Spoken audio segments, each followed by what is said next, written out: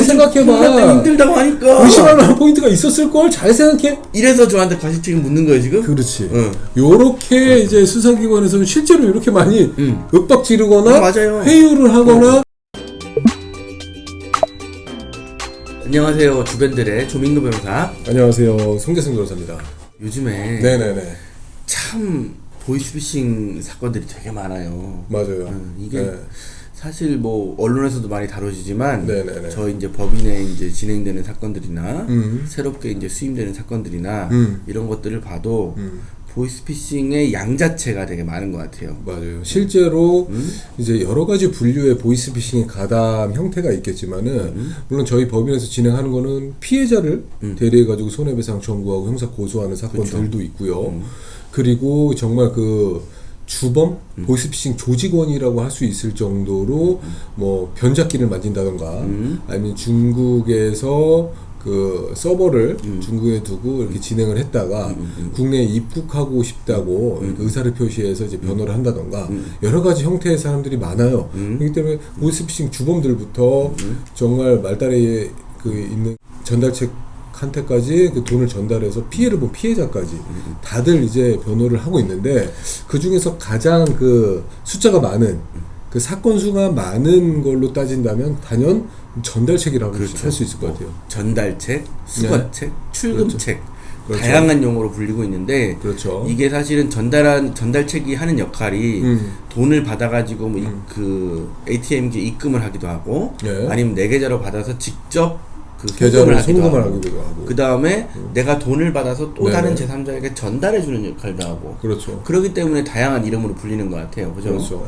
그래서 피해자한테 직접 돈을 받기도 하고 그렇죠. 여러 가지 형태가 있는 것 같아요. 그죠? 압도적으로 뭐 주범이라든가 네. 내지는 피해자도 많지만 네. 일단은 거의 법무법인에서 진행하는 건수 자체는 전달책이 정말 압도적으로 많죠. 그렇습니다.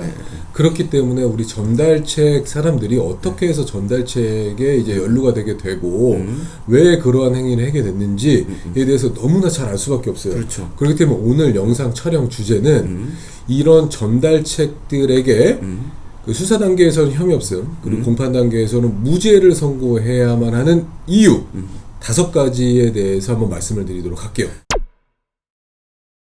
이게 그 보이스피싱의 피해를 입었거나 네네. 내지는 보이스피싱을 뭐 대충 알고 계시는 분들은 좀 이해를 못 하실 수도 있는데 맞아요. 법리적으로 보자면 보이스피싱 전달책 같은 경우에는 네네. 사실 무죄가 맞아요. 맞아요. 그래서 오늘 이제 무죄를 선고해야만 하는 이유에서 그 전제를 깔고 들어갈 수 있는 부분은 그 전달책들 중에서도 뭐 교차로나 뭐 벼룩시장이나 이런 이제 공공의 구인 구직 사이트 같은 데를 이용해 가지고 이제 구직을 했고 그리고 관련해 가지고 뭐 주민등록 등본이나 신분증이나 이런 거 그러니까 면접을 본다고 생각하고 이런 서류를 보냈고 그렇죠.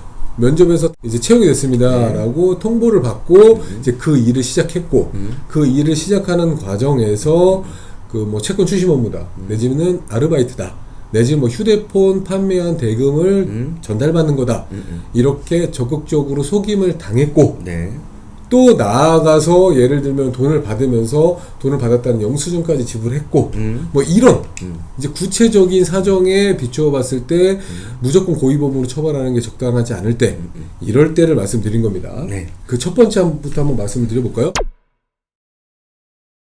첫 번째, 형사법에서는 네네. 고의범과 과실범을 엄격하게 분리하는데요. 맞아요. 사기죄 내지 사기방조죄는 고의범입니다. 그렇지. 근데 고의에는 그 내가 지금 범죄 계획에 들어있다. 내가 여기에서 일부를 실행하고 있다.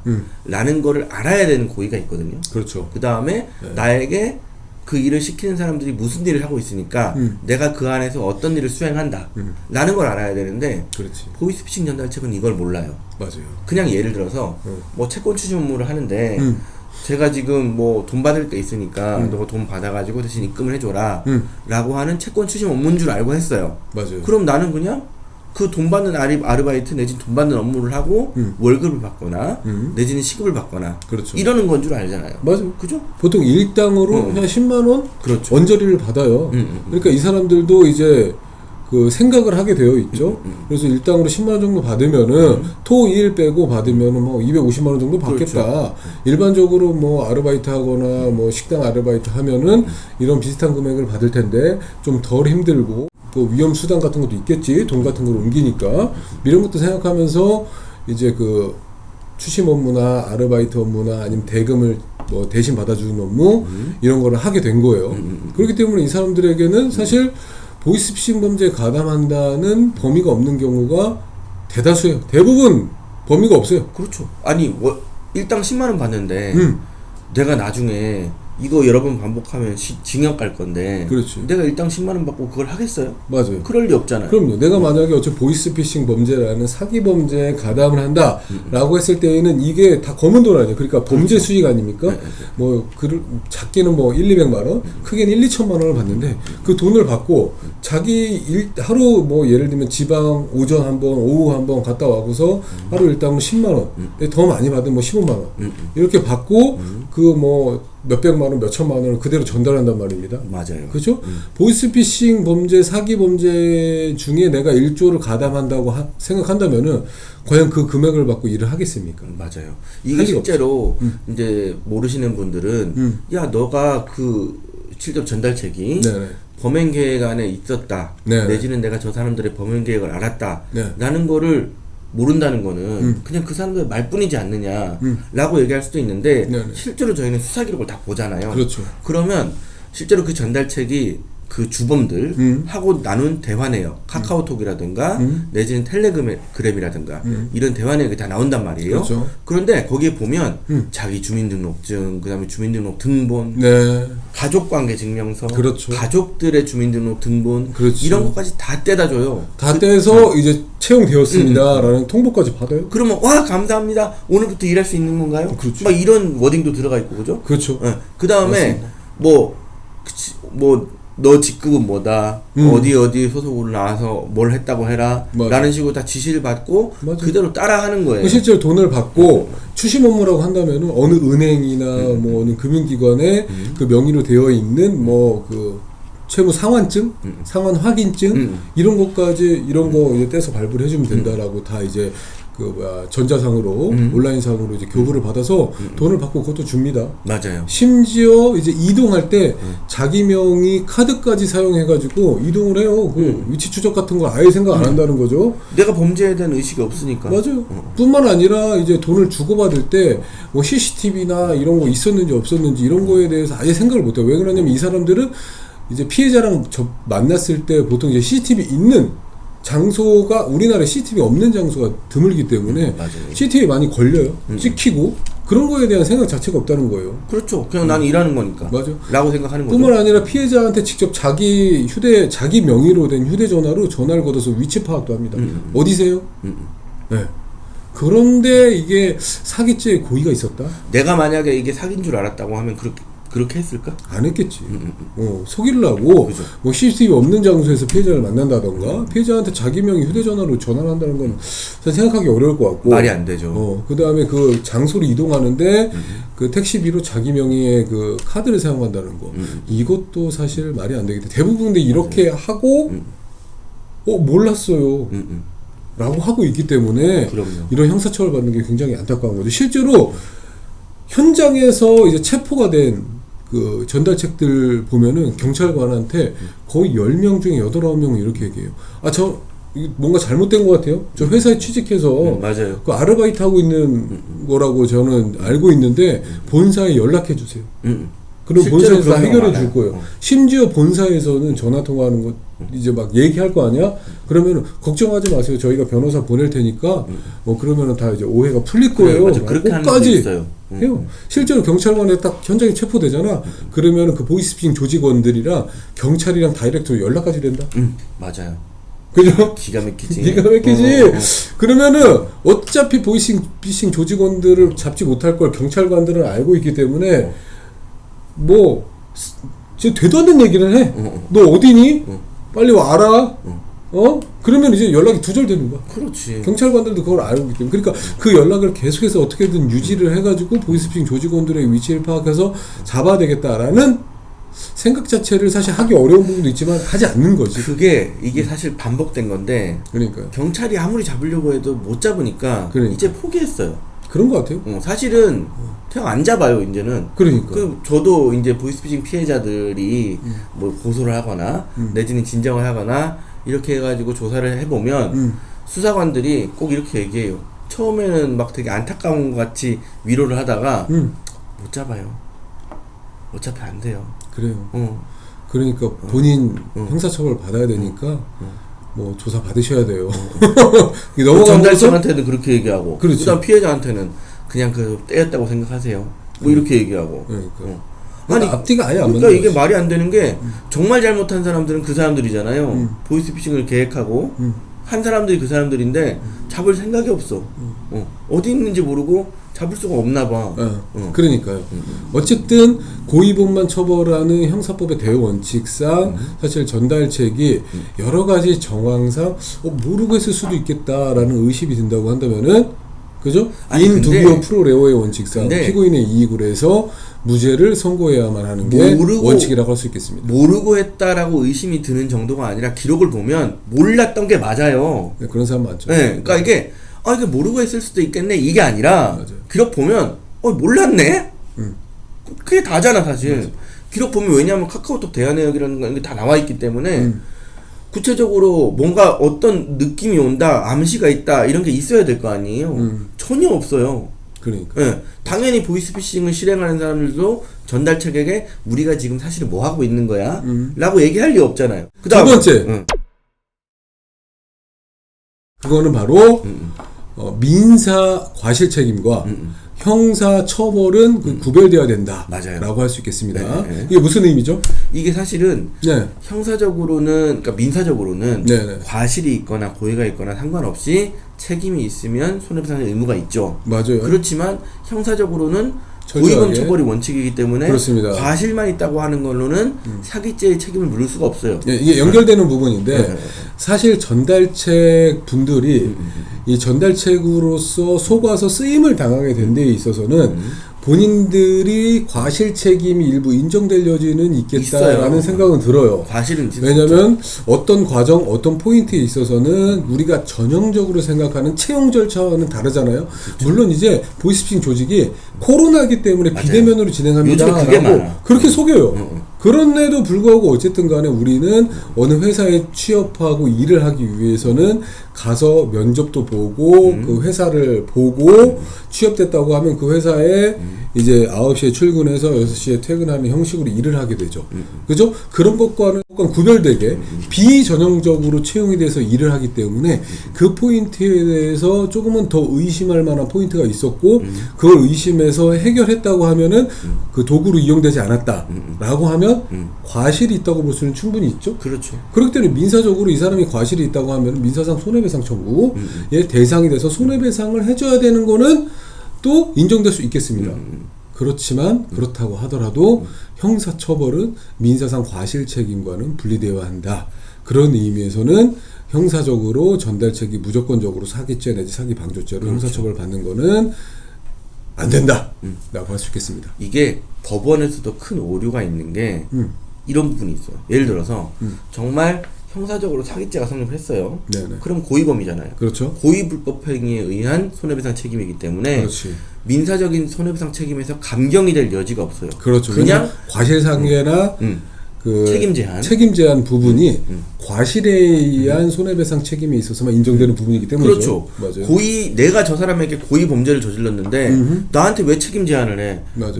내가 잘못한 거 다 물어내야지. 그렇지. 이게 민사법의 대원칙이거든요. 맞아요. 그런데 웃긴 건 뭐냐면 사기 내지 사기 방조로 보이스피싱 전달책으로 형사 처벌을 받아도 민사에서 깎아줘요.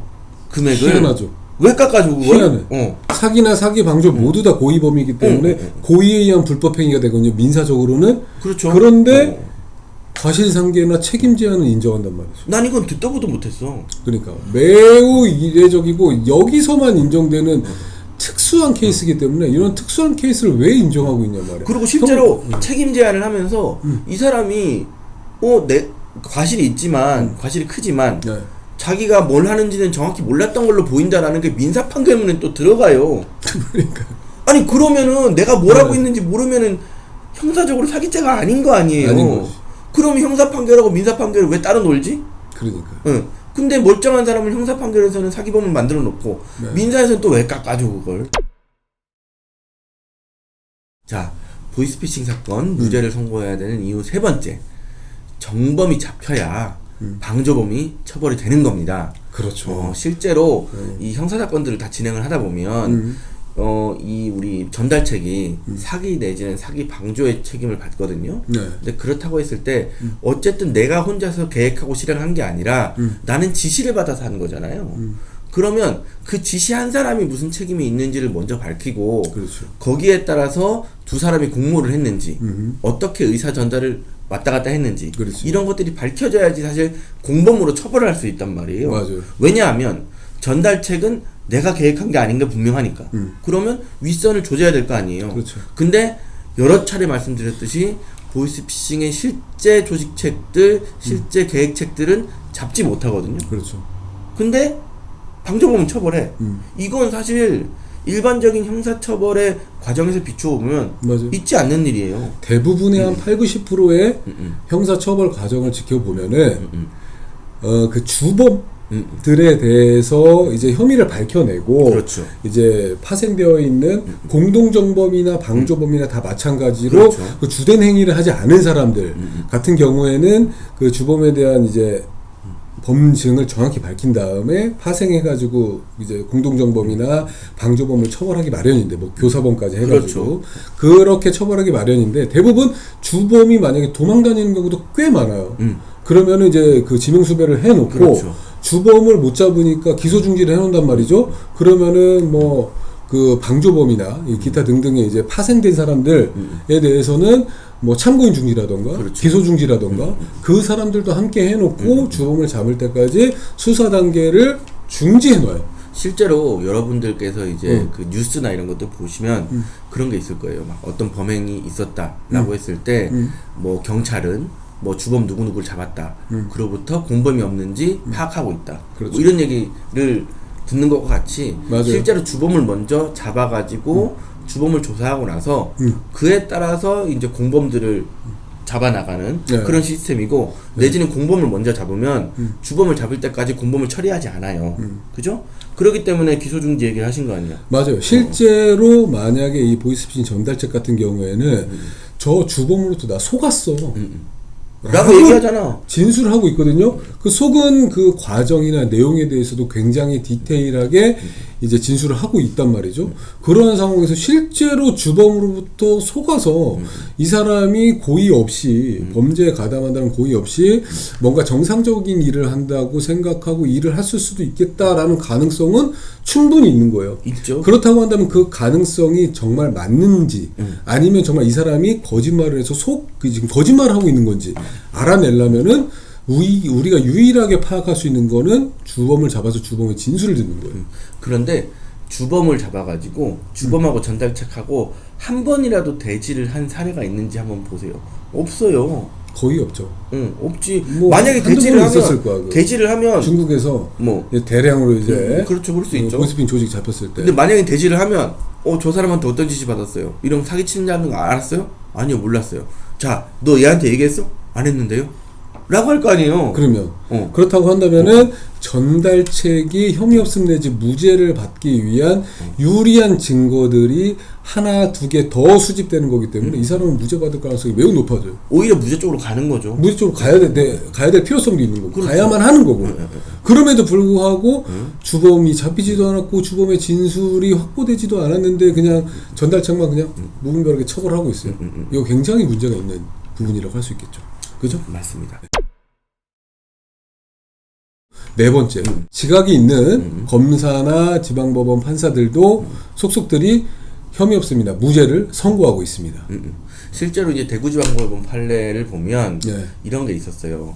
그러니까 그 전달책은 본인이 취직을 해서 업무를 한다고 인식하고 그 부분을 한 것이 분명해 보인다. 네. 그런데 피해자들이 여러 명이고 그 다음에 많은 금액의 피해를 입었다고 해서 전달책에게 비난 가능성이 크다는 것만으로 그렇지. 범행 계획이나 범행의 내용에 전혀 알 수 없는 전달책들을 고의가 없음에도 불구하고 처벌하는 거에 대해서는 굉장히 신중하게 판단해야 된다 라고 해서 무죄를 선고했고 검사가 이에 대해서 항소를 했는데 항소심에서도 여전히 그냥 항소를 기각했어요. 네. 이런 식으로 무죄가 나는 경우들이 있단 말이에요. 네, 그 다음에 실제로 또 최근에 제주지방법원에서는 택시를 타고 자기가 취직을 했다라고 자랑을 맞아요. 한 사람이 택시기사가 가만히 들어보니까 보시다시피 전달책 같거든. 그래서 곧바로 그 승객 그러니까 그 전달책으로 가담한 그 사람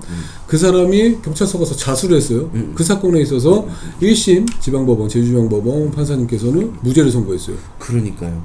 이게 근데 그 판사가 아니고 다른 판사가 또 판단했으면 그냥 그렇죠. 유죄 나왔을 가능성이 맞아요. 제가 높아요. 봤을 때는 한 60-70% 이상의 판사님들 그냥 유죄를 선고했을 아니 가능성이 6, 70이 아니야. 내가 한 8, 90%인 것 같은데? 8-90%? 기계적으로 유죄 판결 선고하고 예. 한다는 거죠. 그러니까요. 실제로 저희가 진행한 사건들 중에 정말 이 사람은 보이스피싱 전달책으로 이용당했고 뭐 간접정범이고 알지 못했고 이런 사람이다라고 생각해서 수사 단계에서부터 자수하고 맞아요. 난 몰랐어. 근데 이제 이런 사실관계는 있었기 때문에 자수하는 거야 라고 자수서 제출하고 진행한 사건들도 있어요. 네. 그런데 다 집행유예. 다 검사가 이거 처벌해야 된다라고 사건 법원으로 가져가고 판사가 보고 유죄 선고하고 이런 경우가 훨씬 더 많습니다. 실제로 이제 제가 진행했던 사건 중에도 이게 유죄가 나온 케이스인데 어떤 거였냐면 딱 하루 했어요. 이 사람 완전히 전과도 하나도 없고 한 50대 정도 아저씨였는데 네네. 깨끗해요. 전과 하나도 없고 이제까지 경력상 문제되는 거 전혀 없는데 코로나 때문에 자기가 하던 사업이 조금 힘들어져 가지고 알바를 해야겠다 라고 해가지고 벼룩시장을 보고 이제 알바에 뛰어들게 된 거예요. 네네. 근데 하루 했어요. 딱 2건 했거든요. 했더니 좀 이상하거든. 그래서 내가 한 게 뭐 이상한데? 라고 해가지고 인터넷을 검색해보니까 내가 딱 전달책이네. 그래가지고 바로 그 다음날 우리 법인에 찾아왔어. 그렇지. 그래서 저희가 자수했어요, 실제로. 네. 네.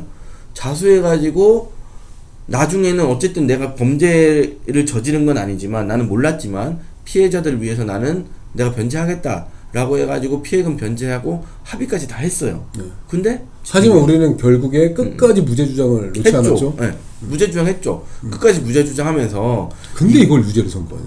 합의까지 했는데 말도 안 돼요. 네. 진짜. 합의까지 다 했다니까. 정말 불쌍한 사람이에요. 불쌍한 사람이 아무것도 몰랐어요. 그러니까 일당 10만 원 받고 지급했는데 합의금으로 몇백 몇천만 원 냈어요. 그러니까요. 이게 만약에 합의가 안 됐으면 실형이에요. 그리고 실제로 이 관련해서는 한 3, 4년 지금으로 치면 한 2, 3년? 3, 4년 전일 거예요. 그 전까지만 해도 저희가 진행한 전달책 보이스피싱은 한 번 내지 한 5번 이내 한 서너 번까지만 해도 혐의 없음 결정 많이 났어요. 나왔어요. 많이 났어요. 그런데 정책적으로 검찰청 내부적으로 이거는 일괄해서 기소를 해라 라는 내부 방침이 나와가지고 그때부터 기소가 많이 됐고 법원에서도 그때부터 계속 유죄 선고를 많이 하고 있는 추세예요. 거의 다 유죄예요. 거의 다 유죄예요. 아니 별로 안 들어. 그냥 그냥 변호사님 이런 얘기시죠? 판단해볼게요 하고 유죄.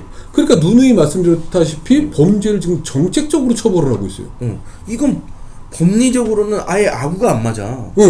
그러니까는 그냥 자연스럽게 내비두고 뭐 어떤 거는 혐의 없음이 나오고 또 어떤 거는 유죄 심증이 커가지고 기소가 되고 형사 판결도 어떤 거는 무죄가 나오고 어떤 거는 유죄가 나오고 있다가 종합적으로 뭐 대법원에서 정리되던가 아니면 이렇게 자연스럽게 되지가 않고 그냥 이거 혐의 없음 혐의 없음 결정이 많이 나왔음에도 불구하고 유죄 판결을 선고한 법원의 판결들이 있으니까 이제부터 정책적으로 다 기소해 라고 해서 정책적으로 기소를 하고 또 정책적으로 기소를 하니까 다 또 유죄 판결 선고된 것들이 있으니까 그걸 따라서 판사들이 다 유죄 판결을 선고하고 있는 거예요. 맞아요. 이게 진짜 문제입니다. 이게 참 안타까운 현실이에요. 5번째 이유는 바로 피해자들에 비추어 봤을 때 전달책에 대한 홍보가 절대적으로 부족합니다. 그래서 전달책들이 실제로 자기가 보이스피싱에 가담한 줄 모르고 가담할 수밖에 없는 사정들이 많아요.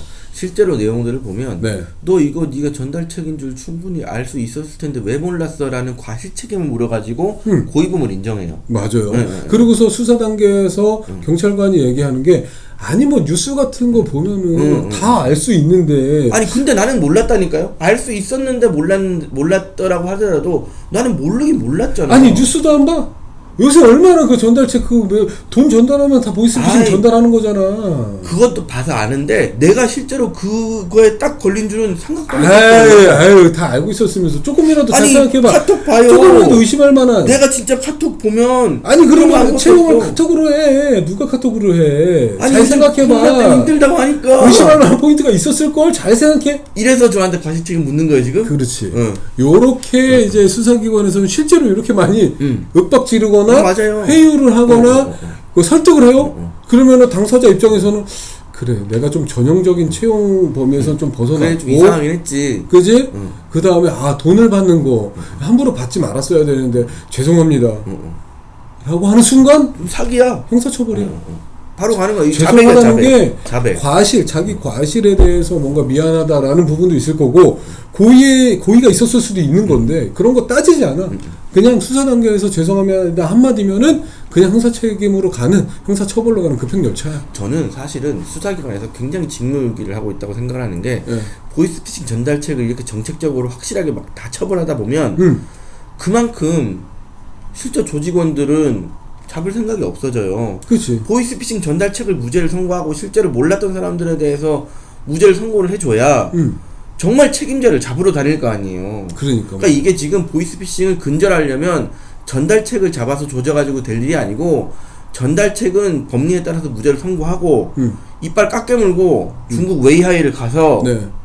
다 샅샅이 뒤져가지고 조직책들을 소탕하는 게 이게 맞지 않겠습니까? 맞아요. 네. 또 한간에서는 또 전달책이 정말 온 국민이 돈을 전달하는 게 보이스피싱 범죄에 연루될 수 있겠다라고 알지 않았느냐라고 말하기 위해서는 그냥 모든 전국의 그냥 그 방송이나 모든 일하는 거 다 스탑시키고 하루 왼종일 방송을 하는 거야. 홍보 방송을 하는 거야. 그렇죠. 예비군 훈련하는 것처럼.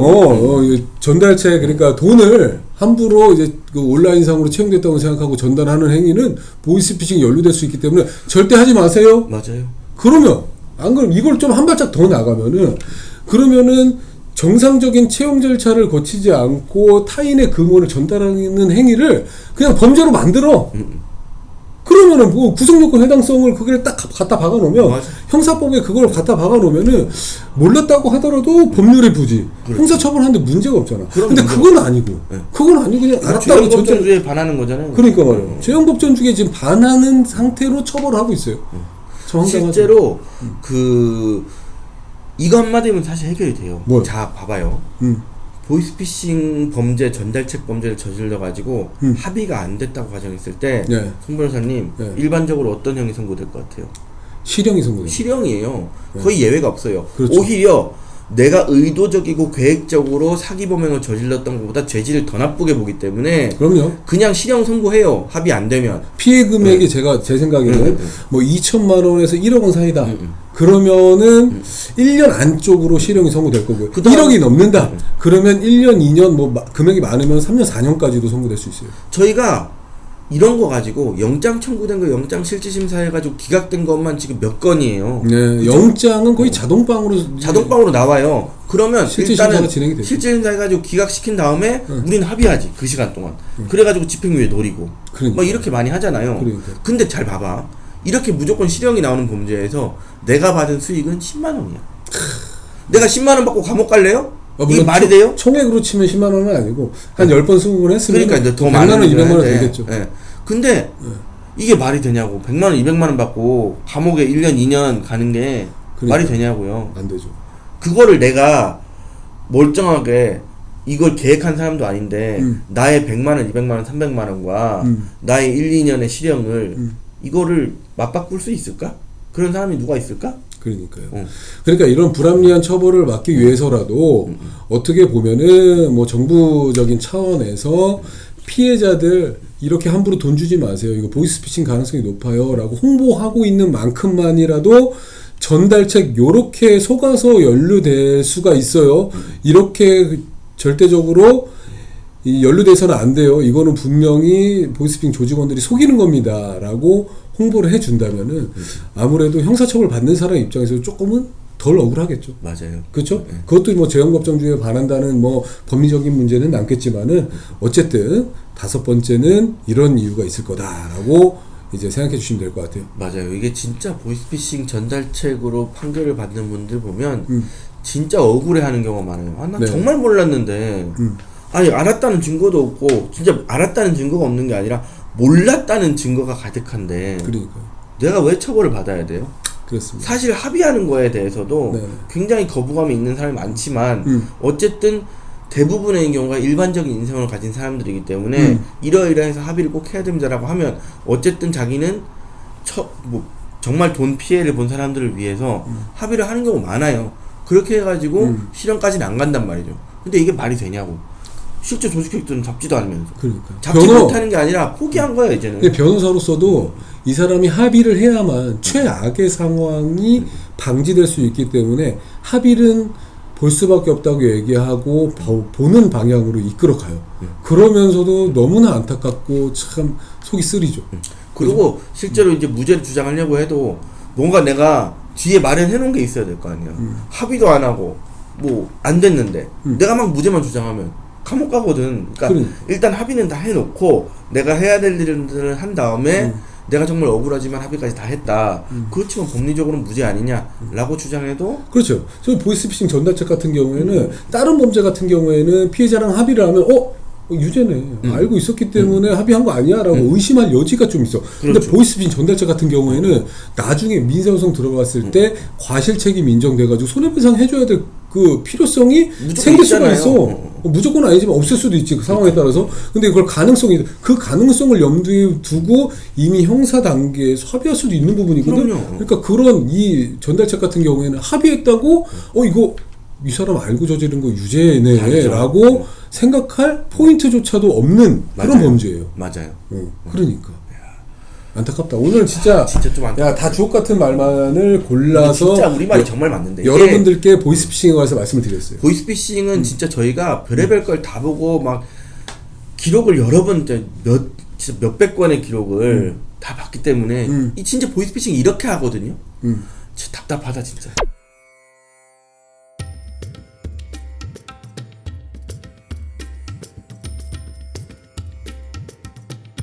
오늘 참 여기까지 하죠. 네. 구독과 좋아요 눌러주세요.